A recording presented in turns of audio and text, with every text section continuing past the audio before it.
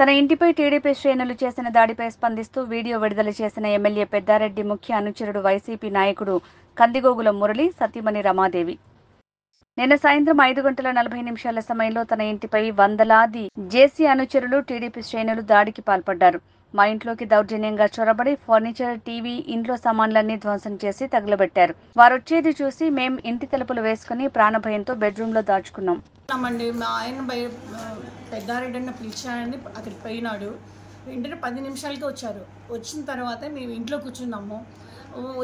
ఇంట్లో కూర్చుంటేనే రాళ్ళు వేస్తున్నారండి. బయట రాళ్ళు వేస్తుంటే మా అబ్బాయి వచ్చేసి డోర్ వేసినాడు. ఏదో మన ఇంటి మీదకి వచ్చినారని డోర్ వేసినాడు. డోర్ వేస్తుంటే డోర్లు పగలగొట్టుకొని మేము హాల్లో ఉండే వాళ్ళం భయపడి లోపలికి వెళ్ళిపోయినాము.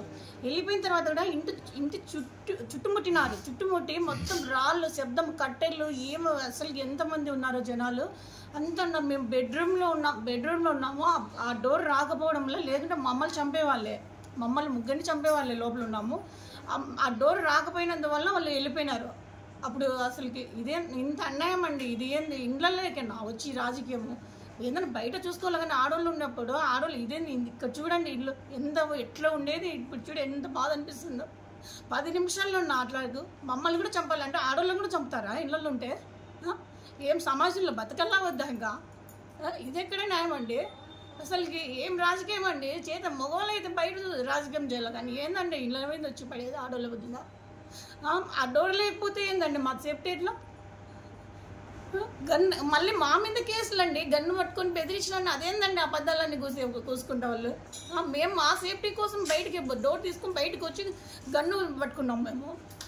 మేము బెదిరించినామని కేసు పెడతారు. ఇది ఎక్కడైనా ఏమండి? మేము చేయాలనుకుంటే జగన్ సార్ గవర్నమెంట్లో చేసింది కదా. మేము వద్దు ఇవన్నీ అని కూడా సైలెంట్గా ఉంటాం. మేము ఎక్కడైనా చేసినామా?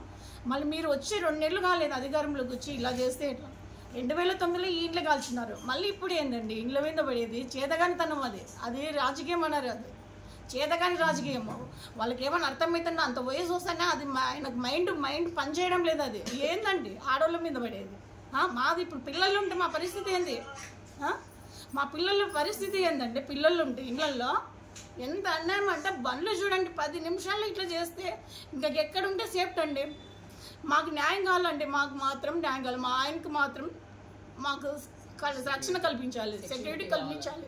మాకు ఉండే గన్మెన్ కూడా తీసేసినారు. ఇప్పుడు మేము బతుకుతామని కూడా ఏముందండి? మాకు గన్మెన్ 1 మంత్ ఏంటి తీసేసి ఇంత అన్యాయం అండి. అసలు ఇంత అన్యాయమైనా కానీ చేత కదా. మాకు టైం వస్తుంది కదండి మేము చేయాలనుకుంటే మాకు. కానీ ఇదేంటండి? మేమేమన్నా ఇళ్ళల్లో పడినామా? మా జగన్ ప్రభుత్వం మేము ఎక్కడున్నామండి? మేము ఏదన్నా గలాట పెట్టుకున్నామా? మీరు వచ్చేప్పుడు ఇళ్ళల్లో పడి ఇళ్ళల్లో ఇట్లా నా ఆడోళ్ళ మీదకి వచ్చేది ఏందండి? అసలు ఆ డోర్ లేకపోతే మా పరిస్థితి ఏంది? ముగ్గురం తెచ్చిపోయే వాళ్ళమే కదా. సాయంత్రం 5:40 టైంలో నేను నా భార్య ఇంట్లో టీవీ చూస్తుండగా వందలాది మంది తెలుగుదేశం కార్యకర్తలు, జేసీ అనుచరులు మా ఇంటిపై దాడి చేయడం జరిగింది. ఇంటిపై వస్తున్న రాళ్లను చూసి మేము ఇనప డోర్లు అన్ని వేసుకోవడం జరిగింది.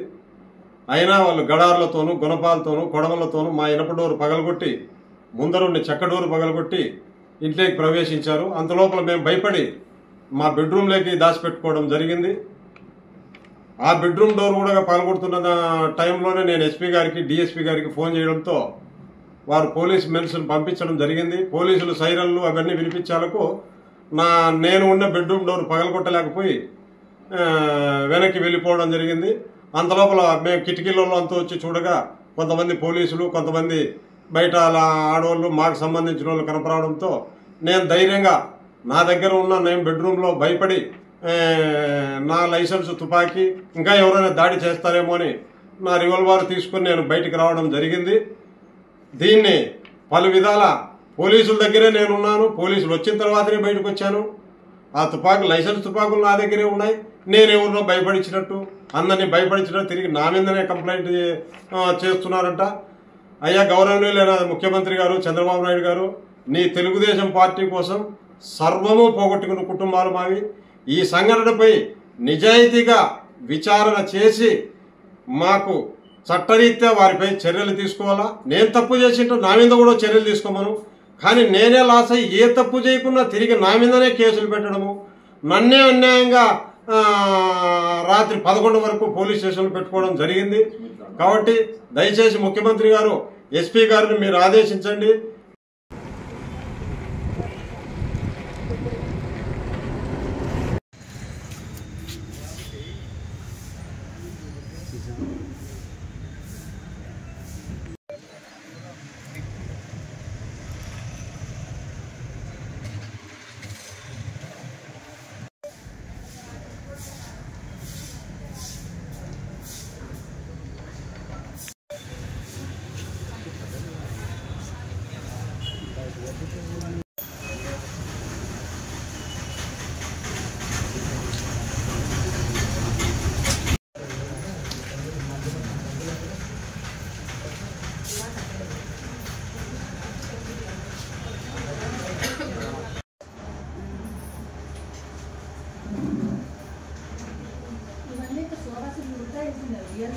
పెట్టినారు ఇలాంటి అన్ని మొత్తము